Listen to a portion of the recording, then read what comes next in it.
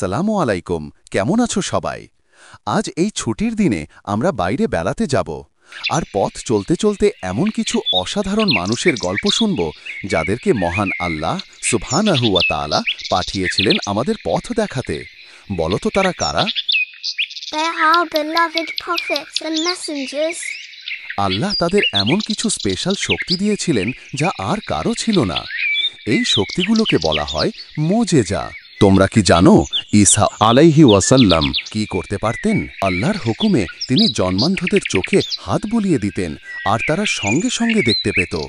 এমনকি তিনি মৃত মানুষকে ডেকে উঠলে তারা উঠে দাঁড়াতো, যেন আল্লাহ তার হাতে জীবন ফিরিয়ে দেওয়ার মোজেজা দিয়েছিলেন। আর একবার ফেরাউনের মতো এক দুষ্ট রাজা মুসা আলাইহি ওয়াসাল্লাম এর হাতের লাঠির শক্তি দেখতে চাইল।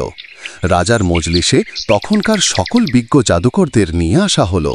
তারা সবাই জাদু শক্তি দিয়ে ভয়ানক সাপ উপস্থাপন করল। আর মুসা আলাইহি ওয়াসাল্লাম তখন কি করলেন? তিনি তার হাতে থাকা সাধারণ লাঠিটি ছুঁড়ে ফেললেন। আল্লাহর হুকুমে সঙ্গে সঙ্গে সেটা বিশাল এক সাপে পরিণত হল, আর সেই সাপ জাদুকরদের সকল সাপ খেয়ে ফেলল। একবার যুদ্ধের একটি পর্যায়ে তিনি নীল নদে আঘাত করলেন। সঙ্গে সঙ্গে বিশাল সেই নদী দুভাগ হয়ে মাঝখানে শুকনো রাস্তা তৈরি হল। সেই রাস্তা দিয়ে মুসা আলাইহি ওয়াসাল্লাম তার সঙ্গীদেরকে নিয়ে নিরাপদে চলে গেলেন, আর তুষ্ট ফেরাউন তার বাহিনী নিয়ে সেই পানিতে তলিয়ে গেল। এবার বলো তো, ইব্রাহিম আলাইহিস সালামের কি মোজেজা ছিল? I remember Prophet Ibrahim, peace be upon him, was thrown into a burning fire and it was not possible to any injured. আমাদের নবী ইব্রাহিম আলাইহি ওয়াসাল্লাম এর কাছে আগুন ছিল একেবারে বন্ধু। একবার তাকে বিশাল এক আগুনের গাদায় ফেলে দেওয়া হয়েছিল, কারণ তিনি আল্লাহকে ছাড়া আর কিছু মানতেন না। তিনি এক আল্লাহর উপাসনা করতেন। কিন্তু আল্লাহ আগুনকে কি বললেন? বললেন, ও আগুন, তুমি শান্ত হয়ে যাও, ইব্রাহিমের জন্য ঠান্ডা হয়ে যাও। আর কি আশ্চর্য, ইব্রাহিম আলাইহি ওয়াসাল্লাম আগুনের ভেতরে আরাম করে বসেছিলেন, একটুও পুড়লেন না। আল্লাহর ইচ্ছার কাছে আগুনও অসহায়।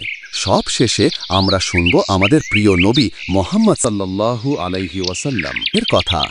তিনি চাঁদকে ইশারা করলেন আর চাঁদটা মাঝখান দিয়ে দুভাগ হয়ে গেল।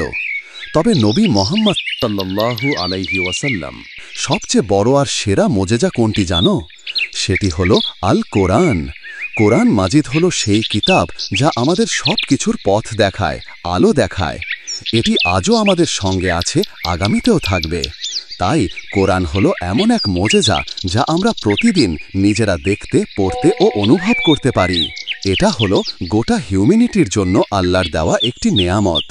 আমরা যারা কোরআনকে বিশ্বাস করি, ধারণ করি, আমরা এই নেয়ামতের সুফল ভোগ করতে পারি।